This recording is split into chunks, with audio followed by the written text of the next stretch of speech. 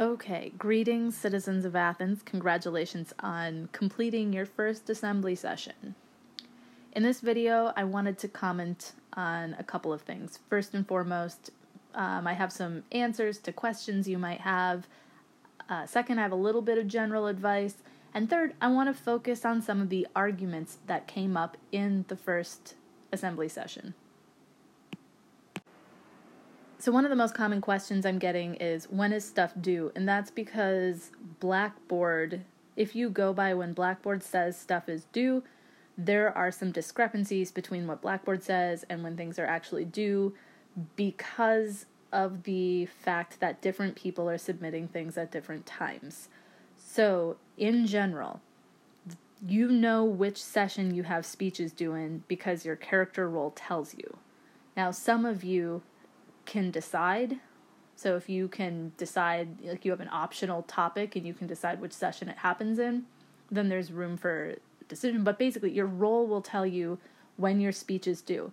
If you know when your speech is due, you know when your talking points and paper are due. You submit your talking points the night before the speech is due in class, and then you submit the paper within about 24 hours after giving your speech, because your paper might develop after having engaged in discussion.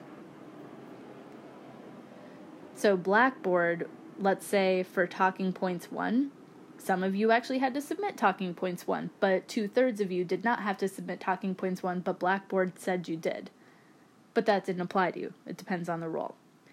Now, no, I didn't put any due date on paper 1 because when everyone submits paper 1, they'll submit it to the same place.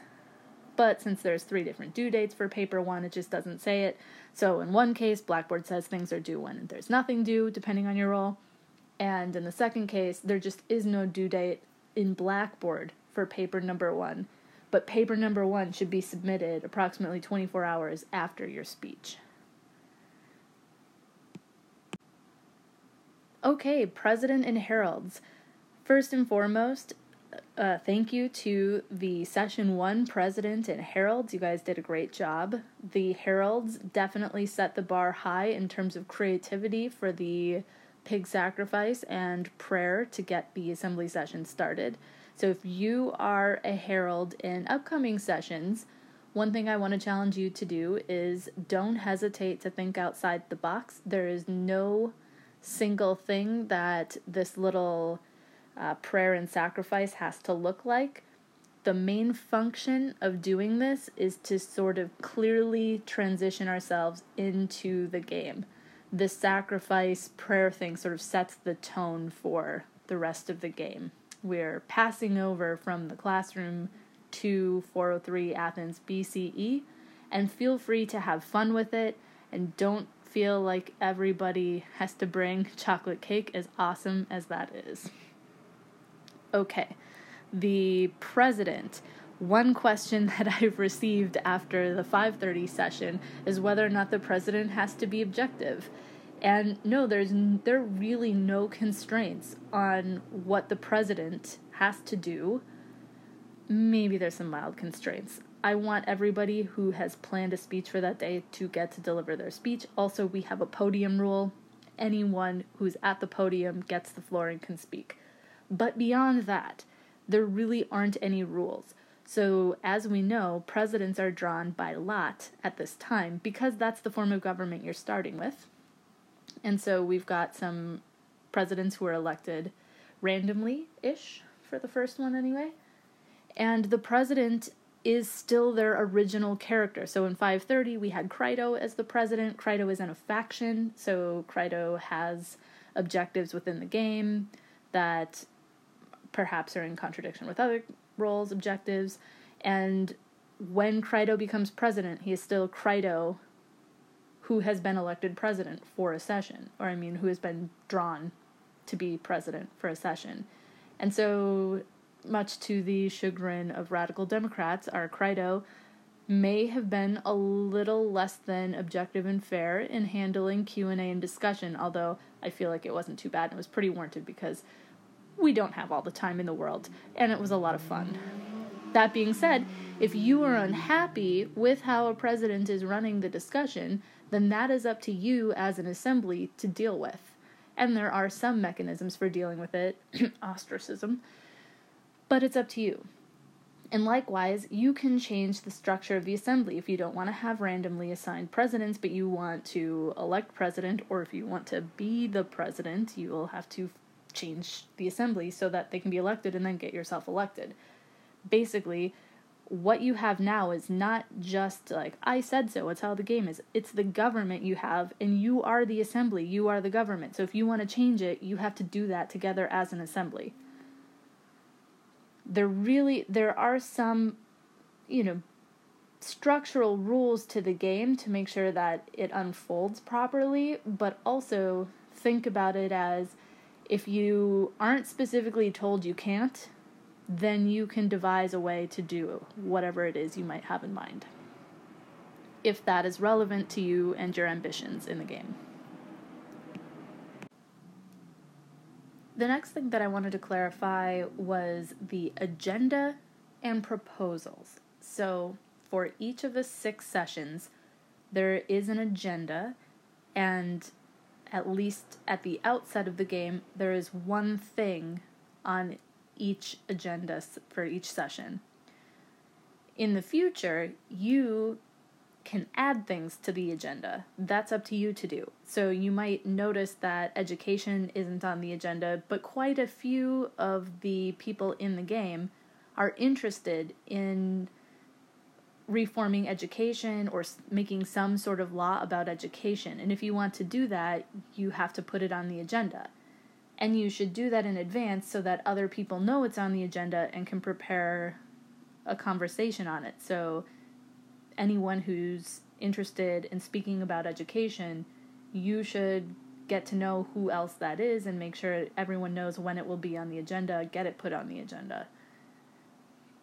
Okay, so the agenda is basically topics that will be discussed and debated.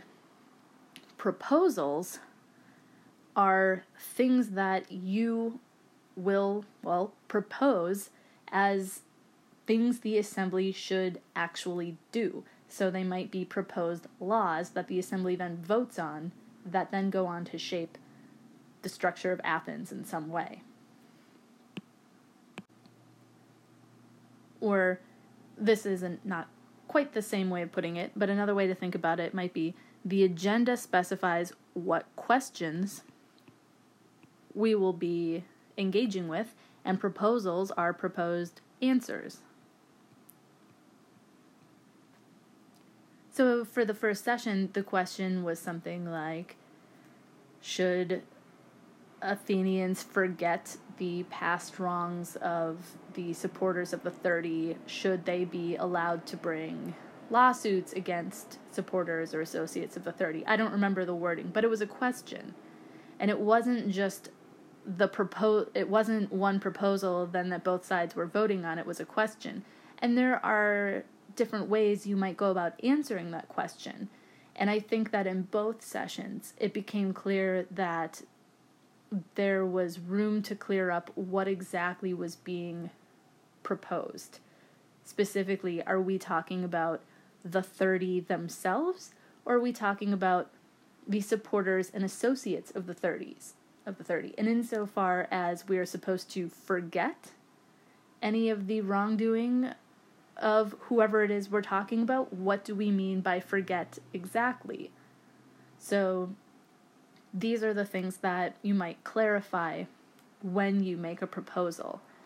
I think that even though there was room for more clarification on this point in session 1, it was still a pretty narrow topic, and everybody was engaged in the same debate and roughly on the same page, and what needed to be clarified became clarified throughout the session. But for future sessions, the questions might be a little more complex, and there might be more than 2 ways of responding to the questions on the table. So definitely distinguish between what's on the agenda and you making proposals that pertain to the topics on the agenda. One thing that I recommend that you do when you go up to speak, in addition to clearly stating what your proposal is, what your position is at the beginning of your speech. You're supposed to write your proposal on the board. Maybe just have it written on a piece of paper and just tape it to the board or something like that. So you have it ready to go and you don't have to write it up. It doesn't matter. It's up to you, but that might be one way to do it. Okay, some advice to speakers in general. Everybody did a good job. It seemed like everybody was well prepared for their speech, definitely able to situate themselves in the historical background, bring to the table what their character is supposed to bring to the table, and did a pretty good job of engaging with each other. Some general advice I have, so most of you did this, but make sure that you say who you are at the beginning of your speech, since nobody would necessarily know ahead of time. So when you stand up to speak, make sure it's clear who you are and what exactly you're proposing, and be specific. The other piece of advice that I have is to make sure that you have support. This is a piece of advice that is given in the game book. If you were standing up to speak, if you're standing up to propose something, you should be taking the floor knowing that you have support. So make sure ahead of time that you know who's going to be vocalizing their support for you when you speak. So similarly, advice to non-speakers. So by this I just mean people who didn't have an official planned speech. When people get up to speak and you agree with things they're saying, vocalize that support, clap. That's another thing you could do.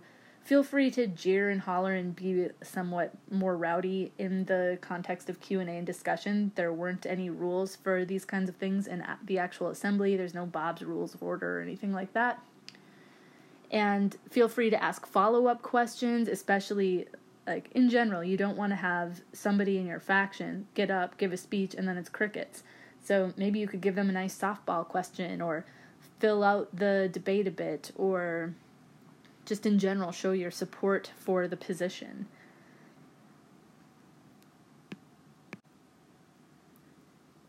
Now, in general, there really was good follow-up debate there. So if somebody got up and to speak, people in opposing factions did a good job of cross-examining speakers, pushing them to fill in parts of their arguments, to clarify. I think that some of the best arguments came out as a result of the Q&A that followed the speeches, so I thought that was good. In general, I want to emphasize that even if you have not planned a speech, you are definitely invited to be speaking in the session. So as we saw, one way to do that is by engaging in the Q&A or debate after each speech, but you can just also get up and take the floor. You don't have to have a full-fledged, 3-minute speech planned, but if you notice a gaping hole in the positions that have been offered so far, whether by your own faction, or if you see an obvious response to somebody who has already stood up and made an argument, feel free to get up and make a speech. Things happen fast. You are pursuing your objectives or your faction objectives in every session, whether or not you have a planned speech, so keep that in mind. Okay, finally, I want to reflect on some of the arguments that we saw in the first assembly session. One of the things that I want to do in particular is to discuss arguments using the terminology we developed in the first week or so of class. So I want to put arguments into standard form, clearly identifying premises and conclusion, and emphasizing strategic ways to go about developing and evaluating arguments. Okay, the first argument I want to discuss is Lycon's argument from the 530 section, because this argument is structured around a very clear and simple, straightforward argument that is easy to put into standard form. So the argument looks like this. The 30 and their supporters presumably, are criminals, specifically murderers and traitors. Premise 1. We should prosecute criminals. Premise 2. Therefore, from premises 1 and 2, it follows that we should prosecute the 30 and or their supporters. Now, importantly, whether or not we are talking about the 30 themselves or their supporters is an important question, and I think it became clear throughout both of the assembly sessions, the 5:30 and the 7 o'clock sessions, that we were focusing on their supporters more than the 30 themselves, when we were interested in whether or not we should prosecute the 30 or their supporters. So the most relevant one, so yes, this argument holds for the 30, but we might be more interested in, does it hold for supporters of the 30? So let's assume that it does. Let's say we're talking about them. So you might have the argument, recall Lycon is against the reconciliation agreement and for prosecuting supporters of the 30. So the argument might go like this. The supporters of the 30 are criminals, specifically murderers and traitors. We should prosecute criminals, therefore we should prosecute supporters of the 30. Okay, this is a valid deductive argument, which means if for the sake of argument, if the premises are both true, if these are both true, then it follows 100% absolutely guaranteed that the conclusion is true.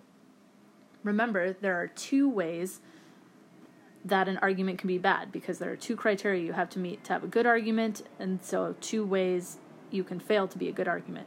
Criterion 1 is that the premises actually support the conclusion. And as we said, in this case, the premises do support the conclusion. They absolutely do. So we can't object to that. If the premises are true, they do support the conclusion, as I've structured it like this. So the other way to criticize an argument is to ask, are the premises themselves actually true? Should we accept these premises as they're stated at face value? There might be different ways to object to the premises. Now, so Lycon, the one giving this argument, gave us some reasons to accept both of these premises. So in talking about the 30 being murderers and traitors, the specific historical context and facts were provided. There was the story about Lycon's son being killed. Basically, we're getting at this claim that the 30 and their supporters are murderers or traitors. Some evidence. What we need to know is facts. We need to know about these people and what they did.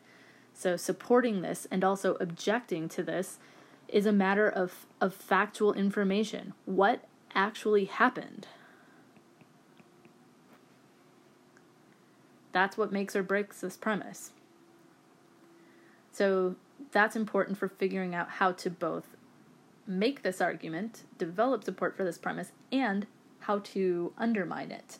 So the more support you can provide, factual information about who exactly were the supporters. What does it exactly mean to be a supporter? This was especially a question that got emphasized in the 7 o'clock session. How exactly are we defining support? Now, what exactly are the crimes of the supporters? Sure, the 30, or at least some of the 30, were clearly engaged in being murdery and something like traitors, but what exactly are the crimes that we're going to stick with specific supporters? The details will really matter here. Now the other premise 2, we should prosecute criminals.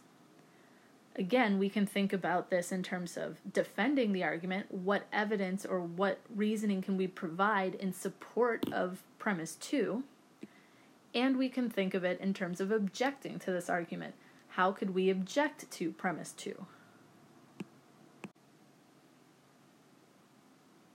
So, interestingly, premise 2 doesn't rely on factual information. It's at least not specifically, it's kind of an open question, but it's a principle. We should prosecute criminals. Or another way of phrasing this is something like prosecuting criminals is good. That's the right thing to do. It's a good thing to do. And you may recall from like week 1 of class, I said anytime you see the word good, we should ask, well, what are the standards? What makes prosecuting criminals good? Now, on the face of it, you're like, what do you mean what makes prosecuting? Of course we should prosecute criminals. This is just obviously true. We should prosecute criminals. And it seems like it's so clearly a good idea that it's hard to come up with reasons for it. But, we could dig in a little bit. So what do we mean when we say we should prosecute criminals or it's a good thing to do? What are we talking about when we talk about, why? We could have retributivist reasons, as in we should give people what they deserve. We might have practical reasons, because if we don't uphold the law, then people will continue breaking it and then nobody will be safe. There are lots of just general reasons you can give for prosecuting criminals. And we saw some of that in this specific argument. And so one thing I want to point out is a word that we might insert right here. We generally should prosecute criminals, and those reasons that I just gave are different ways of spelling out the why here. But a question, this is something that a lot of the counter arguments pushed on, was we're in a special circumstance. So while it's true that we should generally prosecute criminals, is it true that we should always, 100% without exception, prosecute criminals? If yes, how do we argue that there are no exceptions? And if no, then what are the exceptions and why do they hold?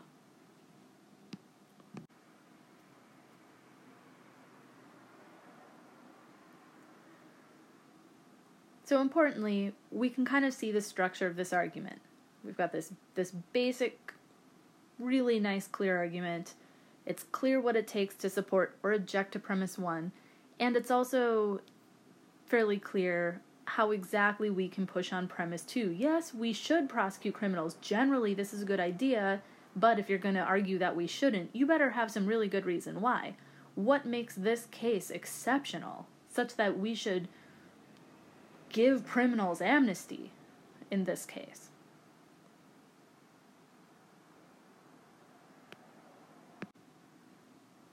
Okay, so to move from here forward, let's ask a few more questions about premise 1. So far we have the supporters of the 30 are criminals, and the claim is that they're murderers and traitors.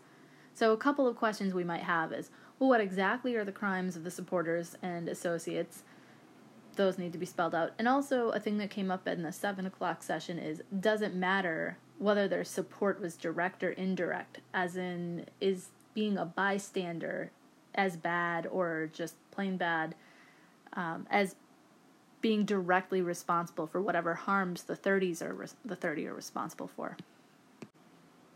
But let's assume we answer this question, and we do think that whatever the crime is, there's some reasonable sense in which the supporters of the 30 have committed crimes. And the claim now is that we should propose some sort of amnesty agreement. We should forget the past wrongs, the past crimes, or what we mean by that, by forgetting here, would be something like, we can't bring lawsuits against, we can't punish, something like that. So insofar as we agree, there is something that would typically be punishable here, we should forget these wrongs and grant people who may have committed crimes amnesty. So what are some potential reasons for forgetting, and what are the reasons against forgetting? So this is what takes us into premise 2 territory, where we're thinking about maybe it's not true that we should always prosecute criminals with no exceptions. So we're saying, okay, we have criminals on our hand, and we're trying to decide whether or not we are currently dealing with a reasonable exception or not. What reasons do we have for treating this like an exception and specifically for forgetting versus against doing that. And so then we saw arguments on either side here. And we saw some pretty compelling reasons on the against forgetting side. And I'm combining now reasons that came up across the Lycon and Cephisophon speeches from both sections, but roughly, if we forget, we allow criminals to just remain in society. One thing that might be is a future threat. So if we allow people who have engaged in wrongdoing to not face any kind of repercussion, that sends a message that, you know, they can engage in whatever kinds of actions with impunity, and so maybe they will continue to be a future threat.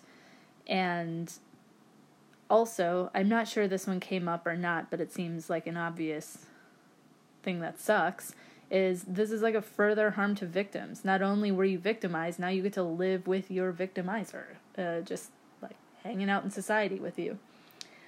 And that sucks, depending on, you know, what the crimes are, which of course we would want some details here. You might also think that forgetting would keep you from genuinely reckoning with the past. Maybe it would prevent true healing or true learning from the past. A lot of people really stress learning from the past, and definitely there was something about suppressing stories. You might think that is a bad thing.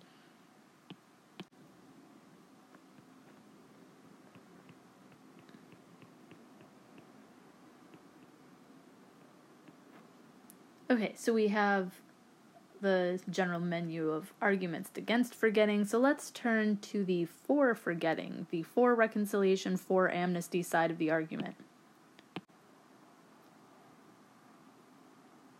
So this is the position that's probably the most challenging to argue for, especially since a number of you may find it difficult to embody a perspective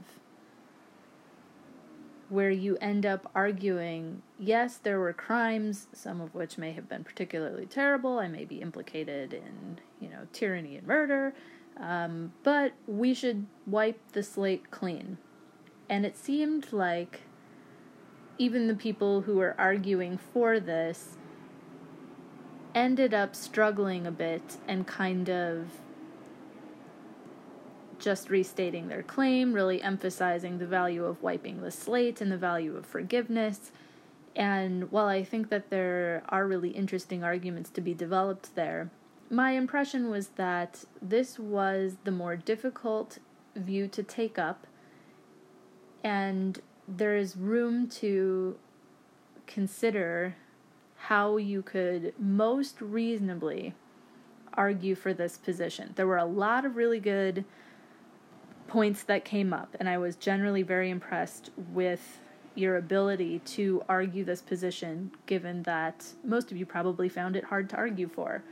So let's briefly go through some of them, and then the questions that are further raised by attempts to argue for this position. So it looked like there's two categories of ways people argued for the for forgetting. One is to genuinely give reasons for forgetting, and the other was to try to undermine reasons against. So let's look at those and think about how we could respond to each of these. So allowing the fact that forgetting allows criminals, past criminals, to remain in society, this idea that they remain a threat. There were certainly explicit attempts to say that they are no longer a threat, and after the slate has been wiped clean, anybody who commits new crimes will certainly be prosecuted. That might also respond to this sets a bad precedent. If we allow people to commit crimes with impunity, they will commit more crimes. We'll say, no, now after this one time, wipe the slate clean, now the laws are on the books and no more impunity, so the bad precedent won't be continued forward. And another response here, so you might think that if we forget, if we have some kind of collective amnesia, we won't be able to reckon with the past, we won't be able to genuinely heal and learn, and you might try to respond that the best healing is to try to somehow be unified, though this part seems like it will be difficult, and that we can learn from the past without prosecuting. So you might, I'm not sure this came out clearly, but when we say remember, can we learn? So certainly we won't be able to be prosecuting for people for things that happened in the past. By remember, do we mean we can't even bring this up in public anymore? That anybody who takes this seriously will just be completely shut out of a conversation? That seems perhaps unlikely. Somebody argued that we don't need to remember the past in order to identify the values, what we should learn from this. Like, we can remember it here right now before we decide to forget everything. We'll at least learn the values and try, whatever the case is. The idea is that you can say we don't need to have any kind of official remembering. We don't need to talk about this in public and in daily life, and we certainly don't need to prosecute people in order to learn from the mistakes of the past, and this is the best way forward. But it would be hard to deal with, say, the fact that victims have to live with the people who victimize them, which sucks a lot for them, and also the suppressing stories claim. It seems like those ones are a bit harder, but then you might make well, given the reasons for forgetting, yes, these are real reason. These things are really unfortunate, but it's still count up the best consequences overall. Forgetting's the best thing to do. Might be the structure of the argument. Which means, well, what are those arguments such that the reasons for forgetting, we can counter some of these other reasons. There might be a few that can't be countered, but the reasons for are so strong that they outweigh the reasons we couldn't counter. Well, what are those reasons for? One common refrain was the value of unity. We need to move forward as a unified Athens. We need to focus on practical things, which is what is it going to take to rebuild and make progress moving forward, and the best way to do that is to be unified. Now, in one of the sections, there was some debate about whether or not, so there's more than one option for unity, maybe. We currently have a very divided Athens, especially between maybe the richer land-owning aristocratic folks in Athens and maybe the rest of Athens, and you might say, why don't we just cut those people out? Anybody who is even remotely supporting the 30, those are a bunch of treasonous people who shouldn't even be included in Athens proper. Just cut them out and we'll be a new unified Athens without those guys. So what is at stake here for that option? A couple of the speakers, especially the Miltiades speakers, emphasized the value. They went beyond just this claim about forgetting, but were emphasizing the importance of, so basically we had a bunch of people who have fled Athens because they are living in fear of retribution and being prosecuted, but if we were to pass this agreement, they could come back, and the radical Democrats are like, no way, like, just forget those guys, let's just be unified Athens.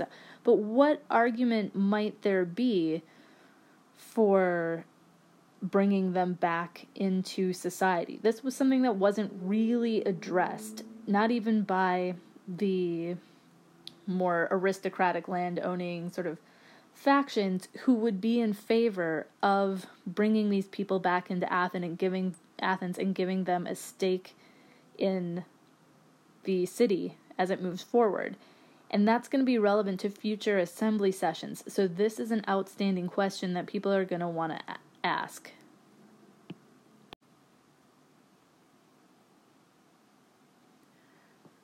So, who are these people, and what do they have to offer such that there's a good argument for wanting to not just have a unified Athens, but to have a unified Athens that includes the traditional aristocratic,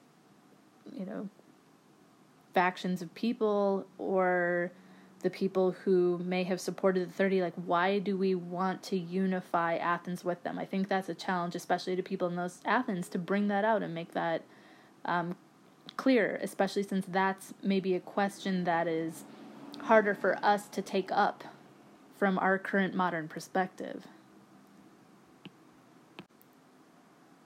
Okay, another route to arguing for forgetting that came up in both sections. I especially remember both Glaucons making this point, but others did as well, is that we should see their actions as relevant to the circumstances they were in, or maybe even a better way to put this is the situation. Yes, they did things that from, post tyranny of the 30, time, that things that look bad, but we have to look at the situation, and once we look at the specific details of the situation, we'll see that it's going to be much harder to truly hold the associates or supporters of the 30 responsible for their actions. We might see that really a lot of it falls into the situation, that they didn't have much of a choice, or that they didn't really, if they were indirectly involved, it wasn't very indirectly involved, they did the best they could, or if another, not just the situation, like you might think, oh, I knew what I was doing and it was wrong, but the situation was such that I was kind of forced to do it. Or you might think that because of the situation, they were just thinking about things wrongly, like they didn't knowingly do terrible things. They genuinely were doing what they thought was best to the best of their ability, and then one, or not even all of the 30, but just a couple, a faction within the 30 went a bit radical and got a bit murdery.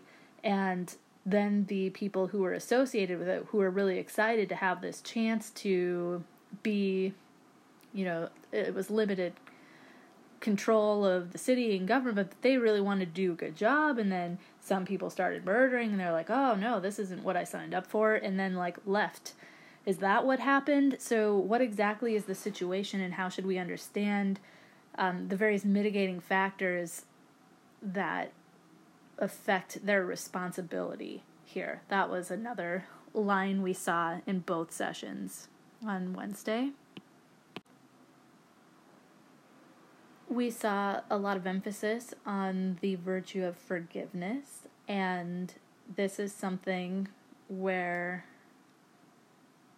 I think there is a lot more room to take the notion of forgiveness further. I think that forgiveness is a very interesting sort of, I'm not sure what the right word is here, but I'll just go with thing to consider deeply. And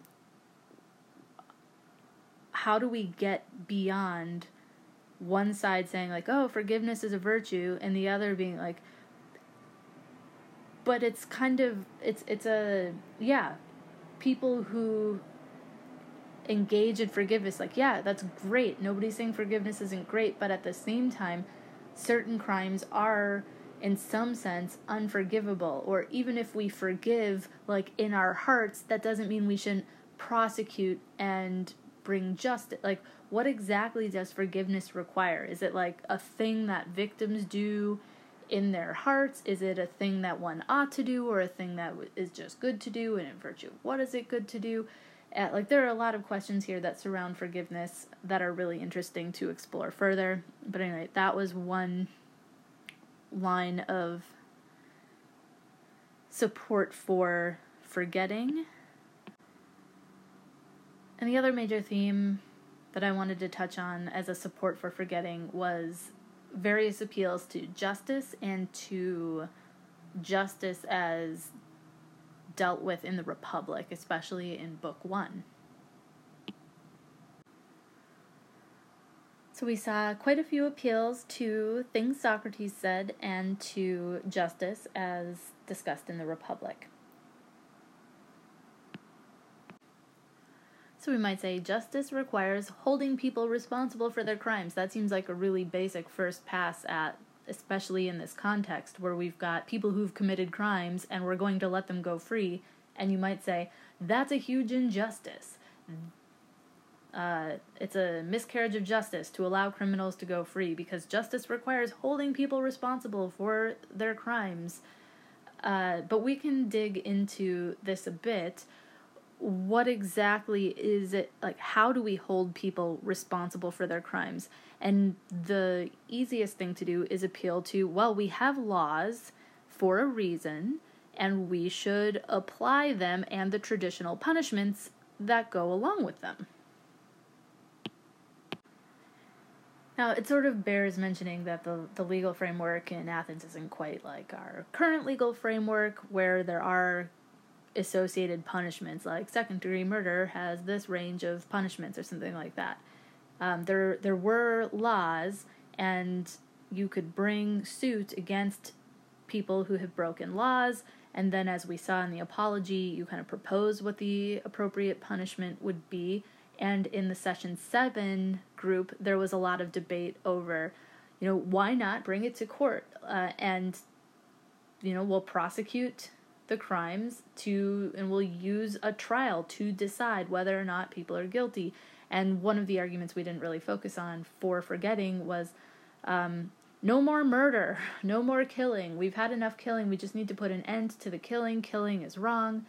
And someone said, we're not asking for all of the supporters of the 30 to be executed. We don't want to kill everyone. We just want to prosecute them. And somebody responded, yeah, but especially since you get to propose the punishments, are you really suggesting that we're going to prosecute the guilty and not end up just going after all of the supporters and ultimately putting them to death? Like, that seems like, especially given our familiarity with the apology, like a plausible outcome here. But anyway, set that aside. So you might think that justice requires holding people responsible. We've got laws, and people will propose punishments, and they should be applied. But one of the major questions, insofar as you're asking, like, well, wait, what is justice? Like, what's it really? We have to go beyond what the laws are. I mean, some of them seem fairly obvious, like murder is wrong, and that's why it's illegal. It's not just because that's what the law says. The law says that because, morally speaking, murder is bad. It is a miscarriage of justice to go around murdering people. So, there might be some good reason for thinking murdering is clearly a case where, you've got injustice. But we can't just appeal to the laws and having broken a law if you've suddenly gone down the philosophy path where you're like, but wait, what actually is justice? Sure, they've committed crimes, but what does justice really require? Not just following the laws, but what are the laws? How should the laws be designed? What should they achieve insofar as our goal is justice? We have to answer these questions in depth and not just appeal to our traditional status quo approach, which is to just apply the usual legal proceedings. So if you want to go the philosophical route, what does that look like? I thought the two best uses of Socrates and of the philosophical approach to justice, the two best versions of that were a couple of people appealed to Republic Book 1, the exchange between Polemarchus and Socrates, and similarly to the part of the apology where Socrates says that if he did corrupt the youth, which he rejects, but if he did so unknowingly, and so should be educated and not punished. So these two bits of the text I thought were well used in the attempt to say that what justice requires. So again, we're asking, what does justice require with respect to what the supporters of the 30s have done with respect to their crimes? And so one thing you might say is, well, they have to be educated and not punished. Now, an interesting part of this bit of the apology was that Socrates emphasized that his actions were unintentional. And so maybe a number of the supporters of the 30 ended up doing wrong unintentionally, as in, we were doing the best we could, we really felt like we were pursuing the best government possible, and then like a handful of people got murdery. We didn't mean for this to happen. We didn't intend to support a form of government that would turn into a murdery tyranny. That just happened, and oops, we're sorry. So maybe they should have been educated on why this kind of government, something like that. But then, independently of whether or not it was intentional or unintentional, the exchange between Polemarchus and Socrates might be relevant. So, Polemarchus says that the just person helps their friends and harms their enemies, and at some point in the conversation, Socrates questions whether or not the just person could really ever harm anybody, in the sense of making them worse. So there's a lot we could dig into here in terms of evaluating and objecting to this position. But at the heart of it is the idea that when justice is served, especially to an individual person, you make them a better person with respect to being just. So when you act upon or towards, or whatever the right locution is, to another person, say, because they've done something wrong and now you are interacting with that person, perhaps through the legal system or perhaps as an individual, what does justice look like? And you might think that justice isn't just punishing, and it's not just harming, and it's not just incapacitating or something like that. It's improving that person's soul, that their being, their self, their personhood, who they are, with respect to the virtue of justice. When justice happens, you make people more just. And so if that's right, well, what does that look like in terms of prosecuting the supporters of the 30? There might be a few more steps to fill in here. So why is that being true incompatible with prosecuting the 30? Now, if you assume that our current legal system just really isn't set up to bring about justice, such that we don't want to prosecute the 30, instead we want to come together as an assembly now.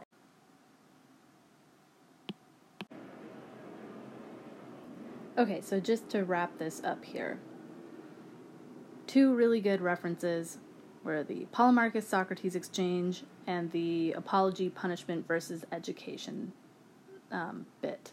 So you might think that insofar as some of the supporters of the 30 were unintentionally involved with bad things that happened as a result of that temporary government, you might think that they deserve education, especially since, in the apology, Socrates emphasized the fact that he unintentionally, insofar as he corrupted the youth, it was unintentional, and that's why he deserves education, not punishment. That might be a route you could interestingly connect with the text.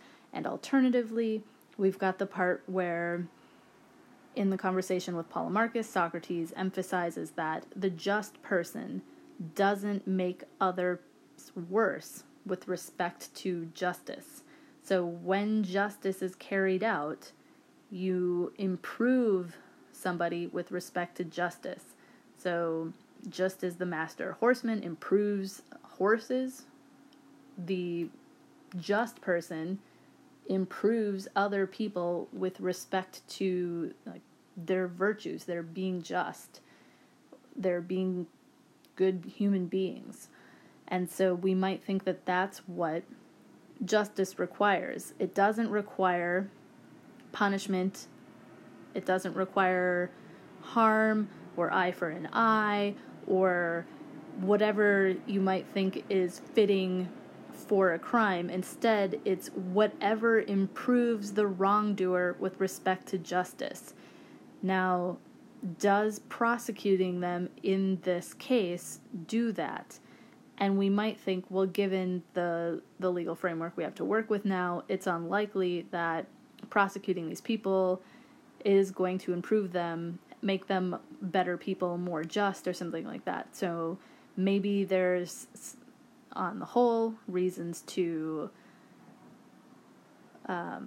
provide them with amnesty, and then as we work together to rebuild Athens, we try to build a system, especially a judicial system, and a city that is just and that treats justice in this way, that when it is applied, it improves people it makes people more just. Whatever the reaction to wrongdoing is, it improves them with respect to justice. Okay, that completes my general look at the arguments we've seen. I would love to go even more into depth with some of the appeals to the Republic. This is an interesting place that we can develop further, and especially I welcome you to come to office hours if you want to talk about this. But I am very much looking forward to seeing where you guys go in session 2.